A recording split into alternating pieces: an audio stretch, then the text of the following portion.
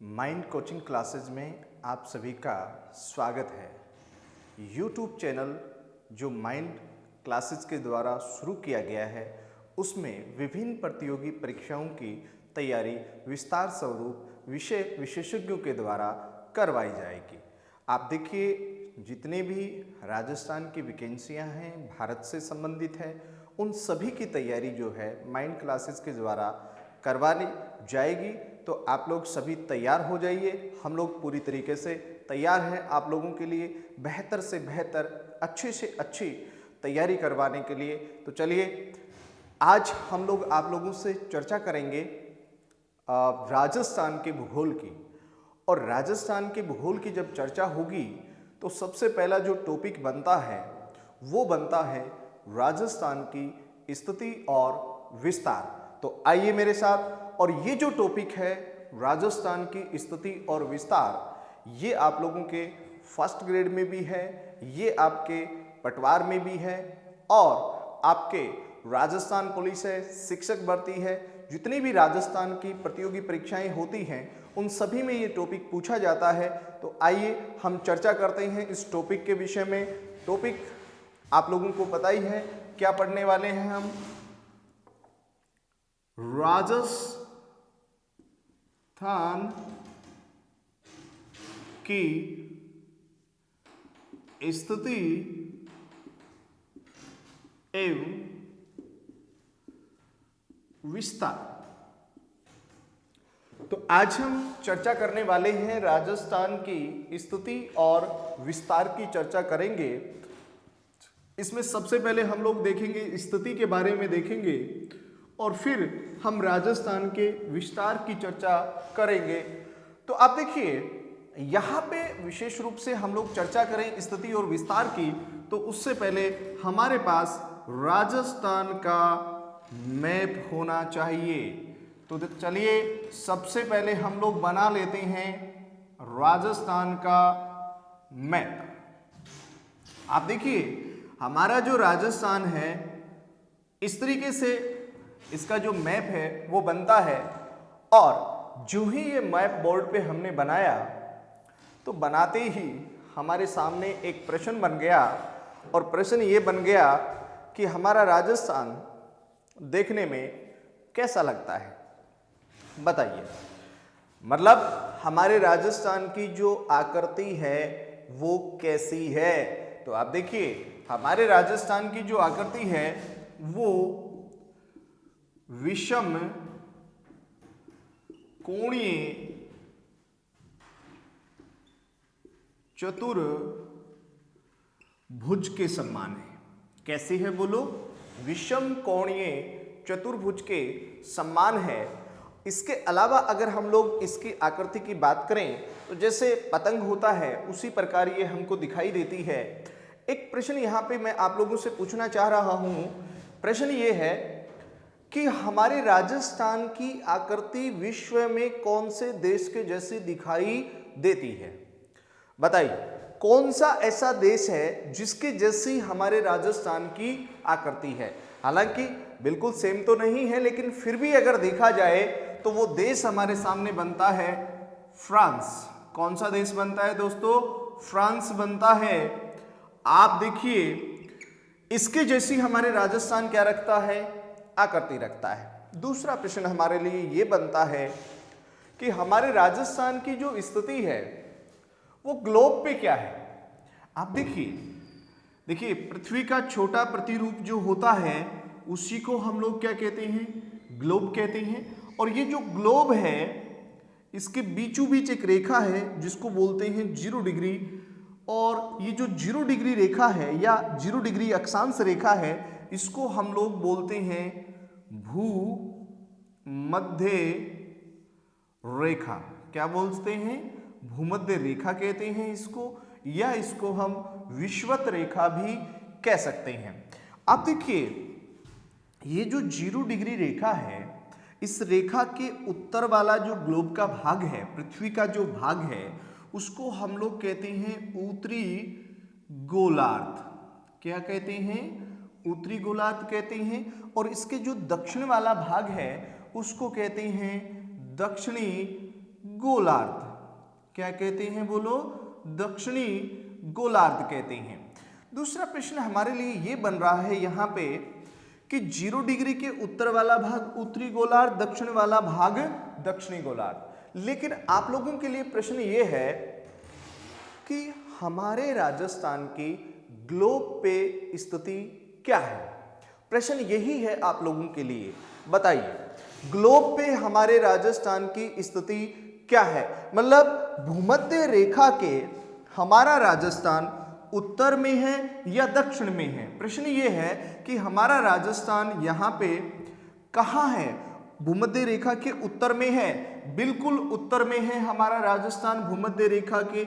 आप देखिए यहाँ पे हम लोग कह सकते हैं कि हमारा राजस्थान भूमध्य रेखा के उत्तर में है। लेकिन एक प्रश्न यहाँ पे और बन जाता है, हम लोग कहते हैं ग्लोब के ऊपर उत्तर से दक्षिण की ओर या दक्षिण से उत्तर की ओर एक 0 डिग्री रेखा यहाँ पे भी हमें देखने को मिलती है, और इस रेखा को हम लोग कहते हैं ग्रीनविच रेखा। क्या कहते हैं बोलो दोस्तों? इसको बोला जाता है ग्रीनविच रेखा। क्या बोला जाता है? ग्रीनविच रेखा बोला जाता है। और ये जो ग्रीनविच रेखा है ये पता है कहाँ से खींची गई है? ये लंदन इंग्लैंड से खींची गई है। कहाँ से खींची गई है? लंदन इंग्लैंड से खींची गई है भाई। प्रश्न ये बन रहा है कि ये जो 0 डिग्री ग्रीनविच रेखा है, इस रेखा का ये जो पूर्वी भाग है इसको बोला जाता है पूर्वी गोलार्ध। क्या बोला जाता है बोलो? पूर्वी गोलार्ध बोला जाता है। और इसका जो पश्चिमी भाग है इसको बोला जाता है पश्चिमी गोलार्ध। क्या बोला जाता है? पश्चिमी गोलार्ध बोला जाता है। प्रश्न आप लोगों के लिए फिर यहाँ पे है, और वो जो प्रश्न है वो ये है कि अब आप लोग मुझे बताइए हमारे राजस्थान की जो स्थिति है, जो लोकेशन है वो क्या है ग्लोब पे। तो देखिए आप ध्यान रखिए, हमारा राजस्थान ग्लोब पे आपको यहाँ देखने को मिलेगा।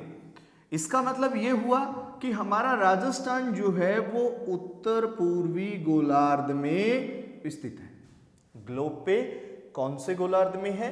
उत्तर पूर्वी गोलार्ध में है।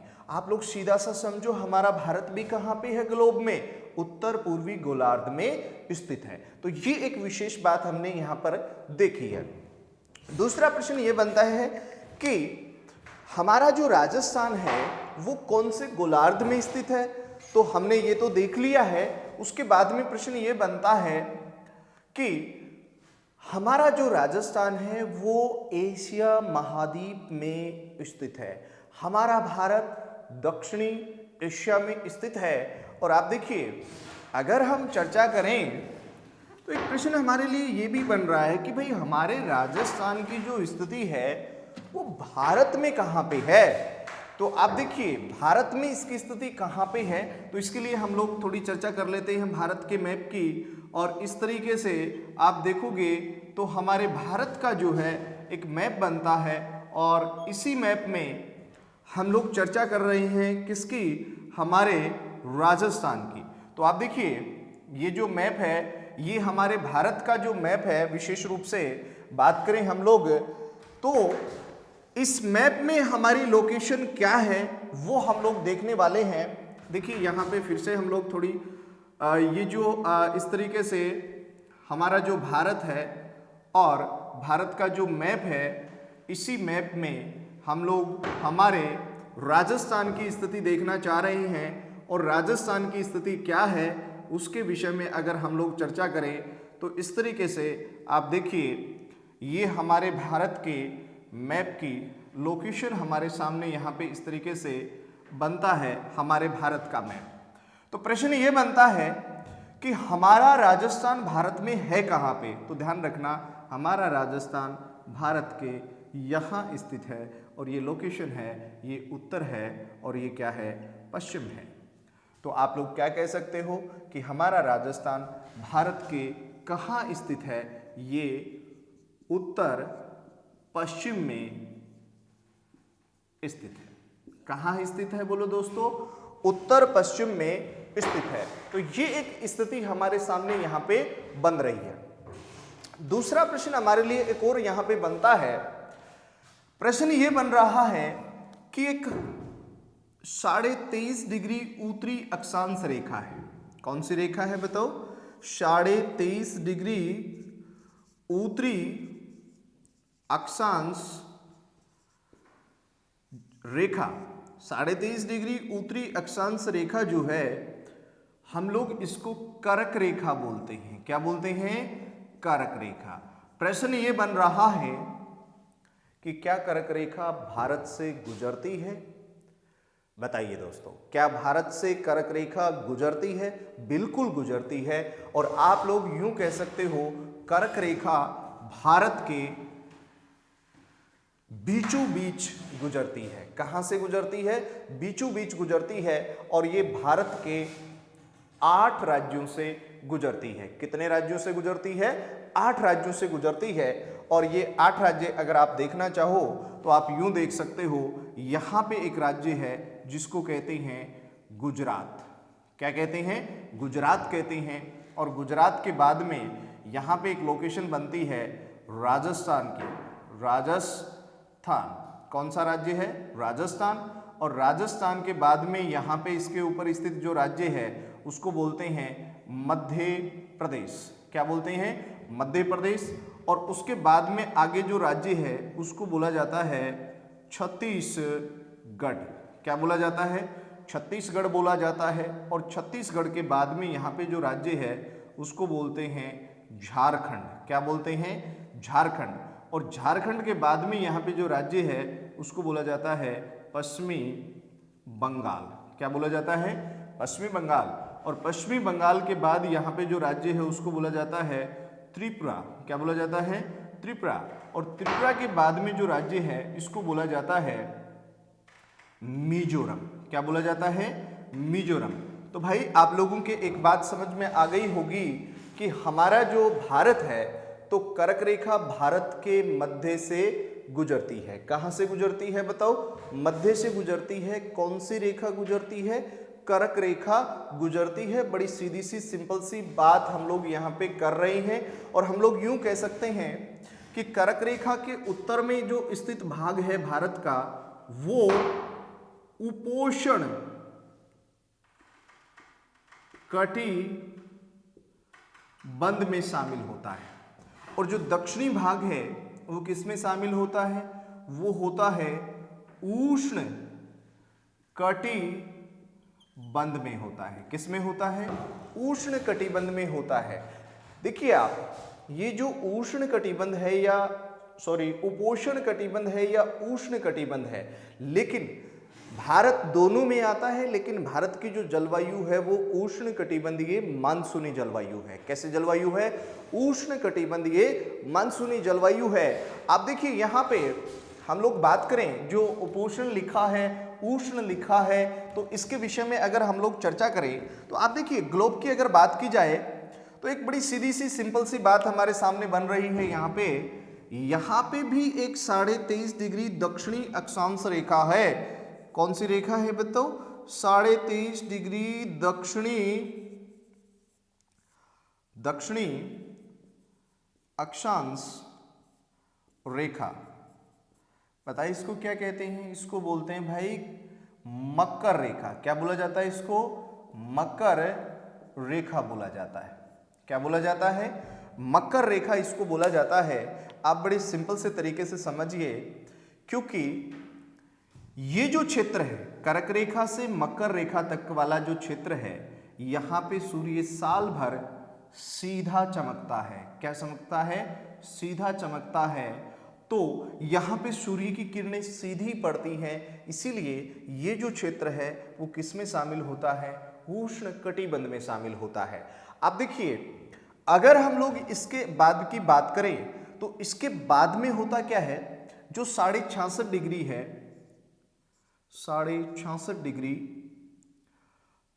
आर्कटिक व्रत, आर्कटिक व्रत। देखिए ये जो है यहाँ पे अगर आप देखोगे तो ये उत्तरी गोलार्ध में जो है इसको हम लोग आर्कटिक व्रत बोलते हैं, और दक्षिणी गोलार्ध में 66.5 डिग्री को दक्षिणी अक्षांश रेखा को हम लोग अंटार्कटिका व्रत कहते हैं। क्या कहते हैं बोलो? अंटार्कटिका व्रत कहते हैं। तो ध्यान रखना, तो यहां पे तो सूर्य की किरणें सीधी पड़ती हैं, इसीलिए उष्ण कटिबंध। यहां से आगे सूर्य की किरणें आप देखोगे थोड़ी तिरछी पड़ रही हैं, तिरछी पड़ रही हैं, तो इसका मतलब क्या हुआ? तिरछी पड़ेंगी तो भाई तापमान कम होगा ना, इसीलिए हम लोग ये कह सकते हैं कि ये जो क्षेत्र है इसको हम लोग शामिल करेंगे उपोष्ण कटिबंध में। अब आप लोगों के लिए एक प्रश्न यहां पे मैं पूछने वाला हूं कि क्या ये जो आप लोगों ने यहां पे देखा है कि भारत के 8 राज्यों से कर्क रेखा गुजरती है, तो क्या ये हमारे राजस्थान से भी गुजरती है? बिल्कुल गुजरती है दोस्तों, राजस्थान से। तो राजस्थान से गुजरती कहां से है भाई? ये राजस्थान के दक्षिण से गुजरती है। कहां से गुजरती है? दक्षिण से गुजरती है। भाई दक्षिण में यहां पे फिर जिले कौन से हैं? तो हम लोग कह सकते हैं भाई यहां पे कौन है? बांसवाड़ा। और यहां पे कौन है? डूंगरपुर। भाई ये तो कौन हो गया? बांसवाड़ा। और ये कौन, सॉरी ये बांसवाड़ा हो गया और ये कौन हो गया? डूंगरपुर। देखो साफ दिखाई दे रहा है कि ये जो कर्क रेखा है ये बांसवाड़ा के मध्य से गुजरती है। कहां से गुजरती है बताओ? मध्य से। और हमारा ये जो यहाँ पे डूंगरपुर है, डूंगरपुर के ये थोड़ा दक्षिणी भाग से गुजरती है। देख लो यहाँ पे बिल्कुल साफ आप लोगों को यहाँ पे दिखाई दे रहा है। अब मैं आप लोगों से वही प्रश्न पूछने वाला हूं। यहाँ पे मैंने कहा कि कर्क रेखा के दक्षिण वाला भाग किसमें शामिल होता है? उष्ण कटिबंध में। और कर्क रेखा के उत्तर वाला भाग उपोष्ण कटिबंध में। तो फिर हमारा राजस्थान कौन से कटिबंध में आएगा? बता सकते हो कौन से कटिबंध में हमारा राजस्थान है? तो देखिए ध्यान रखना, हमारे राजस्थान का ज्यादातर भाग कर्क रेखा के उत्तर में है। किधर है बोलो? उत्तर में। उत्तर में है तो हमारा राजस्थान किसमें शामिल होगा? उपोष्ण कटिबंध में। किसमें शामिल होगा? उपोष्ण कटिबंध में होगा। दोस्तों ध्यान रखना, प्रश्न आप लोगों से यहां पे एक और बन सकता है और वो प्रश्न बहुत शानदार प्रश्न है। अगर आपसे पूछा जाए राजस्थान का वह कौन सा जिला है जो उष्ण कटिबंध में शामिल है? बता सकते हो कि राजस्थान का वह कौन सा जिला है जो उष्ण कटिबंध में शामिल है? तो आप देखिए दोस्तों, राजस्थान का एकमात्र जिला जो उष्ण कटिबंध में शामिल है वो कौन सा होगा? बांसवाड़ा होगा। कौन सा होगा? बांसवाड़ा। क्यों होगा भाई? बांसवाड़ा ही क्यों होगा? क्योंकि बात बड़ी सीधी सी है, सिंपल सी है। क्योंकि ये जो 23.5 डिग्री उत्तरी अक्षांश रेखा है, कौन सी? कर्क रेखा। हमने पहले ही बताया है कि ये वाला जो भाग है यहां पे सूर्य साल भर सीधा चमकता है, इसकी वजह से ये जो क्षेत्र है वो किसमें शामिल होता है? उष्ण कटिबंध में। तो भाई हमारे राजस्थान का बांसवाड़ा किसमें आ रहा है? उष्ण कटिबंध में आ रहा है। समझ में आ गई ना बात? तो ध्यान रखना, क्यों? क्योंकि सूर्य की किरणें यहां पे क्या पड़ती हैं? सीधी पड़ती हैं। प्रश्न बनता है कि भाई राजस्थान का वो कौन सा जिला है जिसमें सूर्य की किरणें सीधी पड़ती हैं? तो भाई आंसर बिल्कुल सही आप लोगों को पता ही है। कौन सा आंसर होगा बोलिए? वो आंसर होगा बांसवाड़ा। अब प्रश्न ये बनता है भाई बांसवाड़ा, चलो ठीक है आंसर बन गया हमारा, तो सबसे तिरछी कहां चमकेंगी? फिर तिरछी भी यहां चमकेगी इधर उत्तर में। उत्तर में कौन सा जिला है? उत्तर में हमारा जिला है भाई कौन सा बोलो? वो जिला है गंगानगर। कौन सा जिला है बोलो? गंगानगर। तो राजस्थान में सूर्य की सबसे तिरछी किरणें कहां पड़ेंगी? गंगानगर में। और सबसे सीधी कहां पड़ेंगी? बांसवाड़ा में। उसके बाद में सीधी कहां पड़ रही हैं? डूंगरपुर में। कहां पे बोलो? डूंगरपुर में। तो ये विशेष चीज आप ध्यान में आपको रख लेना है यहां पे, तो विशेष रूप से आप ध्यान में रखिए इन चीजों को। अब दूसरा प्रश्न ये बनता है कि हमारा जो राजस्थान है जिसकी हमें चर्चा करनी है। क्योंकि देखिए आज हम चर्चा कर रहे हैं किसके विषय में, राजस्थान के विषय में चर्चा कर रहे हैं।